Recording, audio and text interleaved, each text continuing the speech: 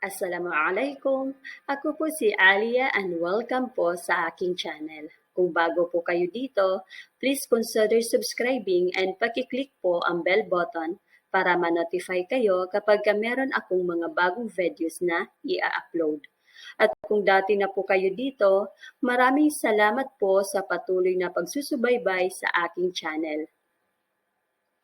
Ang pag-aaralan natin ngayon ay ang days of the week, ang mga araw sa isang linggo, at ang mga karaniwang salita na ginagamit araw-araw. At dito rin po ay malalaman nyo kung paano sasabihin ang kahapon, ngayon at bukas sa wikang Arabik.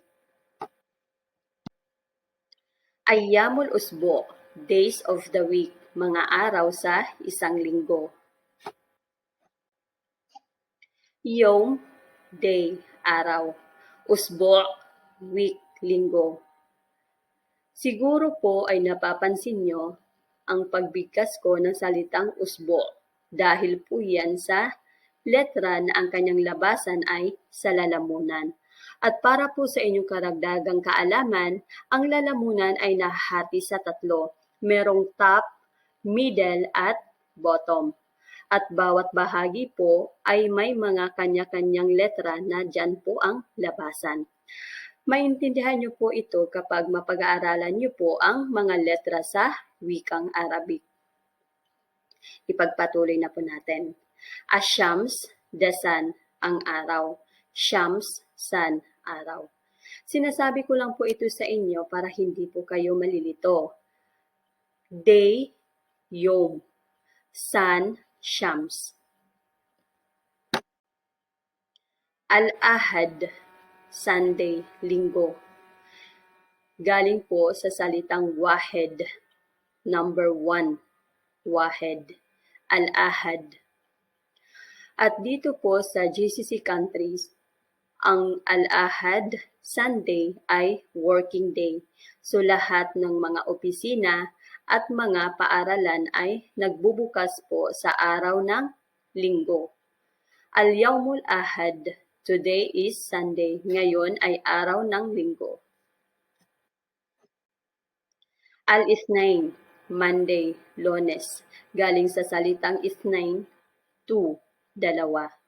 Al-Yawmul Ithnain, today is Monday, ngayon ay araw ng Lunes. Al-Thulatha, Tuesday, Martes, galing sa salitang Thalatha, 3, tatlo.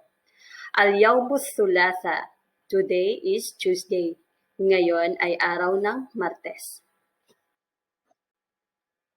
Al-Arbi'a, Wednesday, Miyerkules, galing sa salitang Arba'a, 4, apat. Al-Yawmul Arbi'a, today is Wednesday, ngayon ay araw ng Miyerkules. Al-Khamis, Thursday, Huwebes. Dito rin po, Khamis galing po sa lalamunan, sa top ng lalamunan. Al-Khamis, Thursday, Huwebes. Galing po siya sa salitang khamsa, 5, 5. Al-Yawmul Khamis, today is Thursday. Ngayon ay araw ng Huwebes. Al-Jum'ah, Friday, Biyernes. Galing po sa salitang Jam'ah. Ibig sabihin, nagtitipon, pagtitipon, to collect, to gather. Al-Jum'ah, Friday. Lahat po ng mga Muslims ay nagtitipon-tipon po sa masjid para po sa Salatul Jumu'ah. As-Sabt, Saturday, Sabado. As-Sabt, Saturday.